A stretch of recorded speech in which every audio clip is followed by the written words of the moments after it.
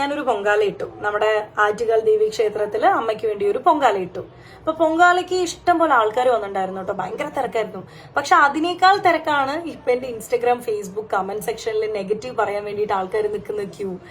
എന്തുമാത്രം നെഗറ്റിവിറ്റി എനിക്ക് കിട്ടുന്നതെന്നറിയോ. അപ്പൊ രാവിലെ മുതൽ ഞാനിത് കാണുന്നുണ്ട്. അപ്പോ ഞാൻ ഫസ്റ്റ് വിചാരിച്ച് ഇഗ്നോർ ചെയ്തേക്കാം.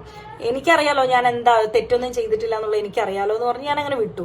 പക്ഷെ ഇതിങ്ങനെ കൂടി വരും. അതിൽ 2-3 കമന്റ്സ് എനിക്ക് ഡിലീറ്റും ചെയ്യേണ്ടി വന്നു. കാരണം ഞാൻ ചെയ്തത് തെറ്റല്ല എന്ന് വിശ്വസിക്കുന്ന കാലത്തോളം ആരെന്ത് പറഞ്ഞാലും എനിക്കൊരു പ്രശ്നമില്ല, എന്നെ ബാധിക്കാൻ പോകുന്നില്ല. പക്ഷെ വീട്ടുകാർ ഒരുപക്ഷെ കണ്ട് ഹേർട്ട് ആവണ്ടെന്ന് പറഞ്ഞ് ഞാൻ ഒരു 3 കമന്റോളം ഞാൻ ഡിലീറ്റ് ചെയ്തു. പിന്നെ ഞാൻ വിചാരിച്ചു ഇതിനൊരു മറുപടി കൊടുക്കണം, ഇത് നിൽക്കുന്നില്ല.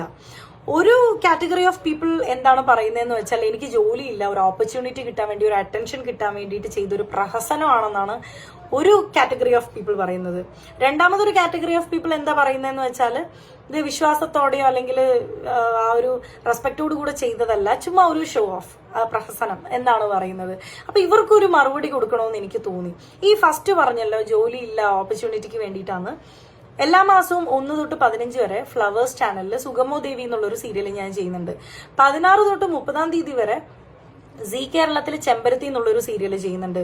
30 ദിവസമല്ലേ ഉള്ളൂ ഒരു മാസത്തിൽ. അപ്പൊ ആ 30 ദിവസം എനിക്ക് വർക്ക് ഉണ്ട്. ഇത് കൂടാതെ ഇൻസ്റ്റാഗ്രാം കൊളാബറേഷൻ, വേറെ വീഡിയോസ്, പ്രൊമോഷണൽ വീഡിയോസ്, അതുമല്ലാതെ ഇനോഗ്രേഷൻസ്, വ്ളോഗിങ് എല്ലാം ഞാൻ ചെയ്യുന്നുണ്ട്.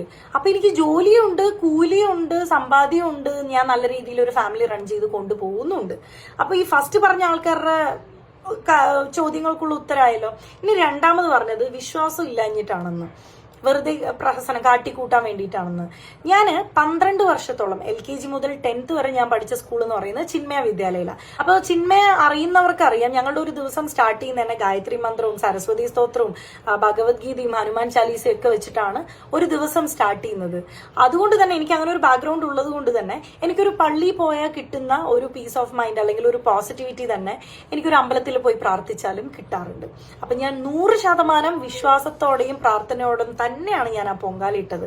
പിന്നെ ചിലർ പറയുന്നുണ്ട് അത്രയും നല്ലൊരു വേളയിൽ പോയി ഞാൻ അവരുടെ ആ ഒരു ഡിസ്റെസ്പെക്ട് ചെയ്തു, അല്ലെങ്കിൽ അത് നാശമാക്കി കുളമാക്കി എന്നൊക്കെ പറയുന്നുണ്ട്. ഞാൻ ഈ ഒരു പൊങ്കാല ഇടാൻ പോകുന്നതിന് മുന്നേ പലരോടും ഞാൻ ചോദിച്ചു എന്തെങ്കിലും പ്രശ്നമുണ്ടോന്ന്.